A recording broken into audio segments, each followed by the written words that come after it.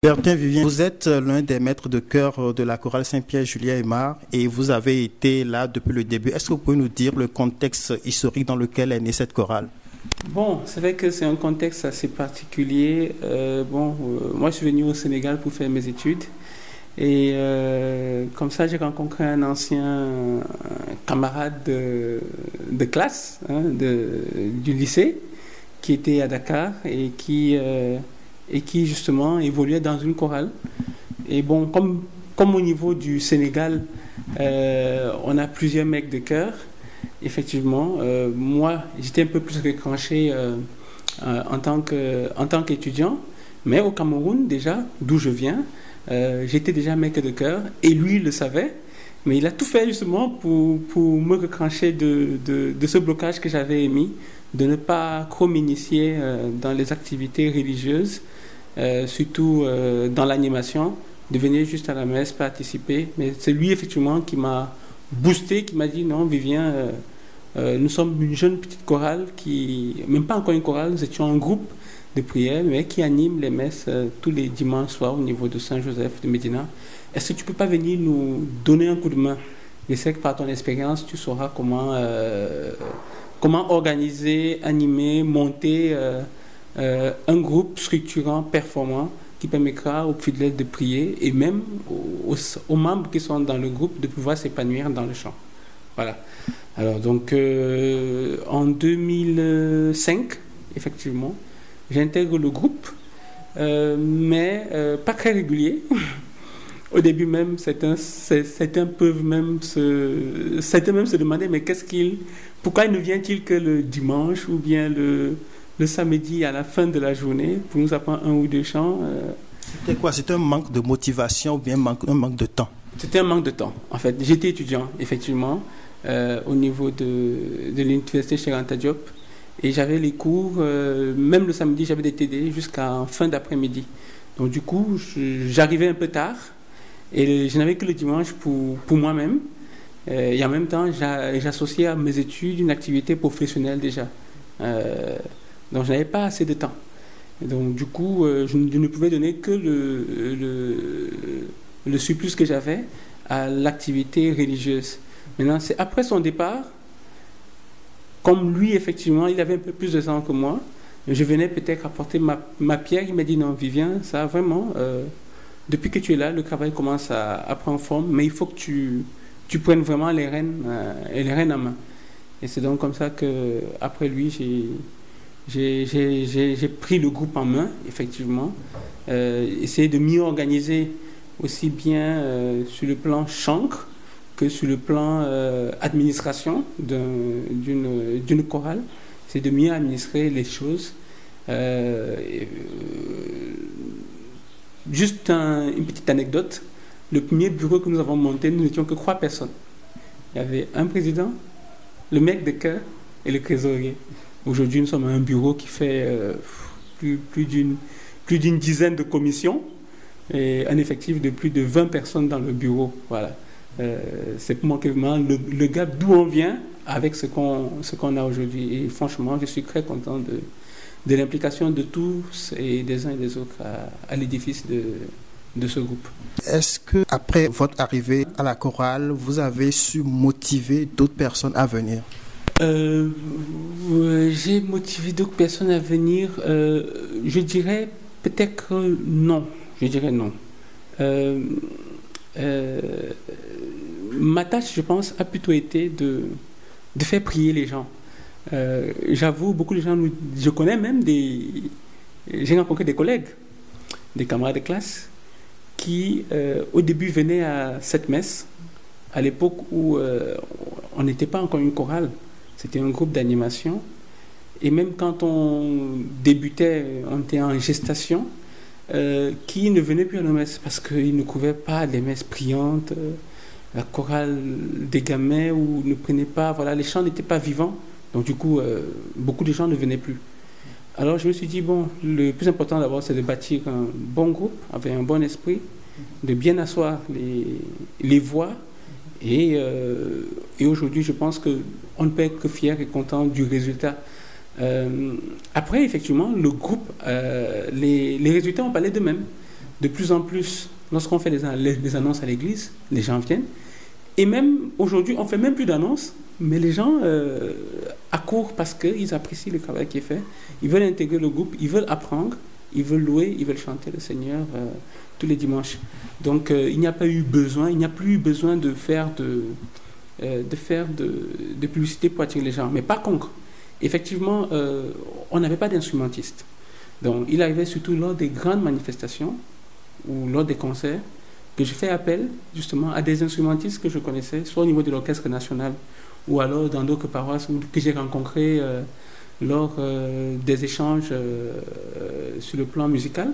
Je faisais appel à ces personnes pour qu'ils viennent nous donner un coup de main, question de rehausser soit les messes, soit les manifestations, concerts auxquels nous étions soit invités ou que nous-mêmes nous organisions. Alors, Maître Bertin, quelle lecture faites-vous du chemin parcouru par la chorale? Parce que cette année va fêter effectivement son 10e anniversaire, un anniversaire qui sera marqué par un certain nombre d'activités. Oh, je pense que 10 ans, peut-être pour certains, ils vont se dire 10 ans, c'est gros. Peut-être d'autres vont dire 10 ans, c'est peu. Mais je pense que 10 ans aujourd'hui, c'est une belle preuve du travail qui a été abattu durant ces dernières années. Une belle solidarité, une belle collaboration, moi c'est comme ça que je la vois, une belle entraide, un bel apport de chacun à l'édifice.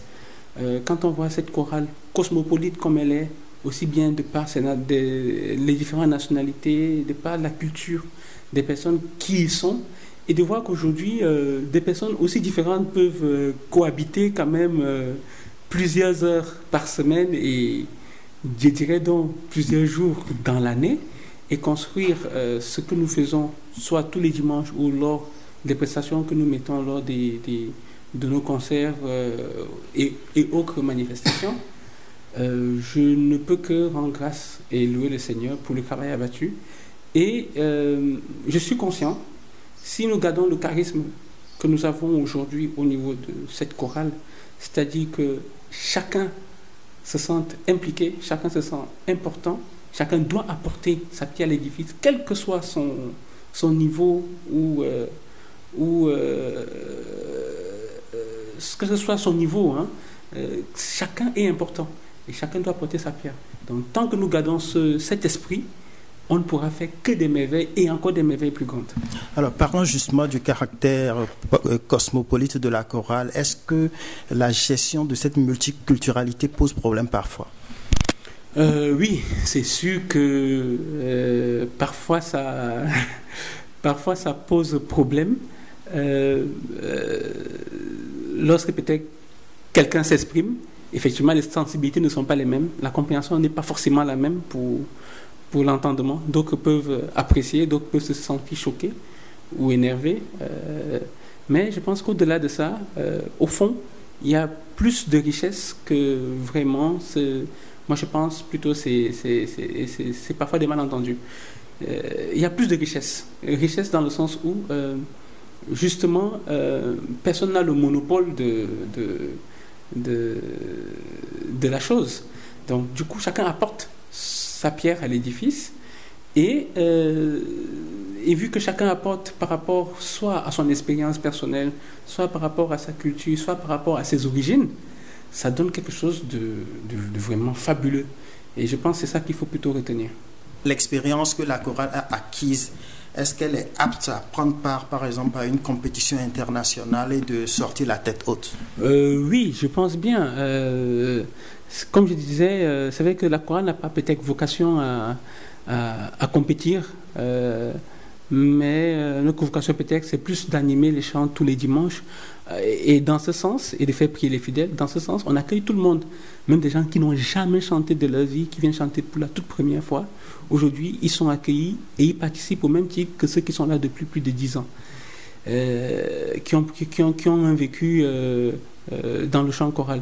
Mais effectivement, pour aller conquérir dans ce genre de compétition, ça revient à dire qu'il faut effectivement davantage travailler. Et ça, je crois que avec le niveau que nous avons actuellement, effectivement, on peut bâtir un groupe, un chœur qui pourrait nous représenter et qui valablement, je suis sûr, peut décrocher un prix au niveau des compétitions internationales. La mission de maître de chœur, je présume que parfois ça peut être laborieux, fastidieux quand vous essayez de transmettre les chants, quand vous essayez d'apprendre des chants aux gens et que c'est difficile pour eux d'apprendre. Est-ce qu'il vous est arrivé d'être découragé ou de renoncer à tout? Oui, c'est clair que particulièrement pour moi, effectivement, il m'est arrivé parfois, soit peut-être de m'énerver parce que peut-être que le chant ne passe pas, ou de crier sur les choristes, ou alors peut-être de me dire est-ce que ça vaut la peine de continuer. Mais bon, parfois aussi je me ramène à moi, je me dis est-ce que peut-être le chant que tu as voulu enseigner n'était pas peut-être propice actuellement à ce moment-là pour le niveau de tes choristes, ou encore est-ce que tu les avais suffisamment bien préparés? De deux, est-ce que c'était le moment favorable pour apprendre le chant? Donc parfois après je me remets moi-même en question et je me dis bon, peut-être que c'était peut-être pas forcément eux. Est-ce que moi-même déjà j'étais prêt? Est-ce que j'avais mis toutes les conditions nécessaires pour pouvoir apprendre le chant? Donc raison pour laquelle je conseille souvent justement au collège de maîtres de chœur de souvent faire attention justement à tous ces éléments qui peuvent jouer justement sur l'apprentissage d'un chant et qui, au lieu que la communication se fasse bien avec les choristes, plutôt se retourne contre le maître de chœur, et les choristes plutôt vont penser que celui-là il est soit incompétent, soit il n'est pas humain, il n'est pas très managérial pour pouvoir accompagner son groupe, alors que ce n'est pas toujours le cas. Maître Vivien, pour vous, qu'est-ce qu'un beau chant? Oui, comme j'ai toujours l'habitude de le dire, surtout à mes choristes, ils connaissent bien les deux phrases. Chanter bien, c'est chanter juste et c'est chanter en s'écoutant. Ça, c'est plus côté cœur. Effectivement, lorsqu'on chante juste, c'est déjà une chose, c'est-à-dire que la musique, elle est agréable à écouter. Maintenant, lorsqu'on chante bien, chanter bien, effectivement, maintenant, c'est chanter en s'écoutant. Et lorsqu'on s'écoute, on ne forme plus des voix, mais on forme une voix, on forme un cœur. Et écouter 100 personnes comme si c'était une personne qui chantait, ça c'est le challenge vraiment qu'il faut relever.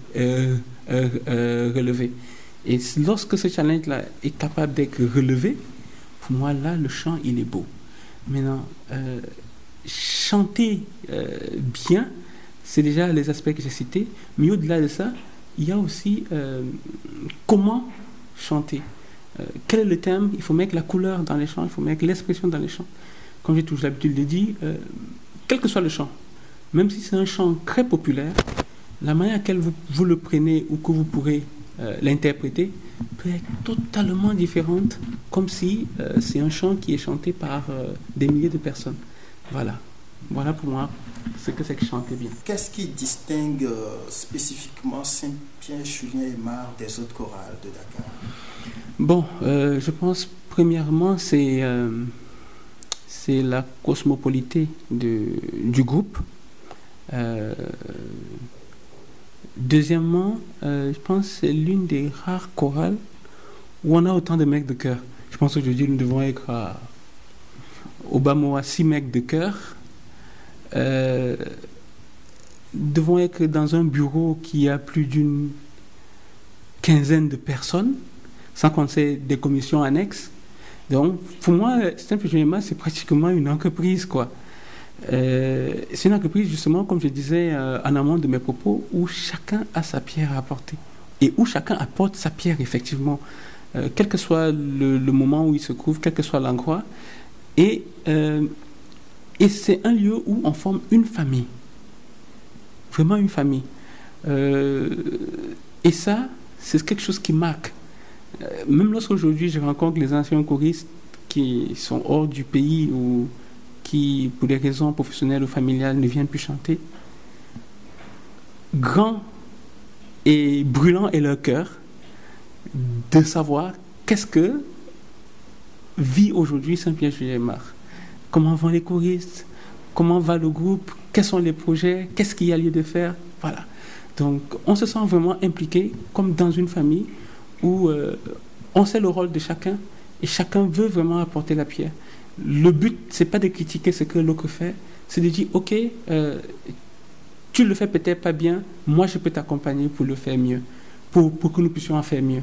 Et c'est ça, effectivement, Saint-Pierre-Juliema. Donc, comme nous que Saint-Patron, effectivement, qui est le patron de l'Eucharistie, à cette Eucharistie, chacun vient y contribuer. Maestro Vivien Bertin Biamou Bamou, je rappelle que vous êtes l'un des maîtres de chœur de la chorale Saint-Pierre-Julien-Aymar de la paroisse de Médina. Maintenant, on a terminé l'entretien. Je souhaite que vous puissiez nous faire un a cappella. Oui, alors, un a cappella, je t'ai pensé à un chant que j'aime bien. J'ai, je pense, dans mon répertoire des compositeurs clés que j'adore bien. Jean-Jacques Berthier, je pense celui-là, chaque fois que je prends ces chants, j'ai beaucoup d'émotions qui dégagent en moi. Ensuite, Joa Kepsima, bon, et bien d'autres, peut-être que je ne vais pas citer. Mais principalement, ce premier-là, Jean-Jacques Berthier. Et c'est lui qui a composé, je pourrais dire, la plupart des chants de la communauté Thésée. Et il y a une que j'affectionne, surtout en cette année de la miséricorde. Misericordias Domini in aeternum cantabo. Vraiment, c'est une musique qui perce, qui transverse, qui te fait méditer, qui te fait prier, voilà, ancrer en profondeur avec toi-même, avec ton entourage, avec ta relation avec Dieu. Vous avez à votre actif des compositions? Oui, j'ai quelques Combien compositions. environ? Oh, juste une dizaine. J'ai pas l'habitude de beaucoup composer, peut-être parce que le temps ne me le permet plus. Mais il m'arrive de temps en temps, surtout pendant mes congés professionnels, de m'asseoir et de composer au moins un ou deux chants. D'accord. Vivien Bertin Biamou Bamou, ce n'est plus point comme vous remercie. Merci beaucoup.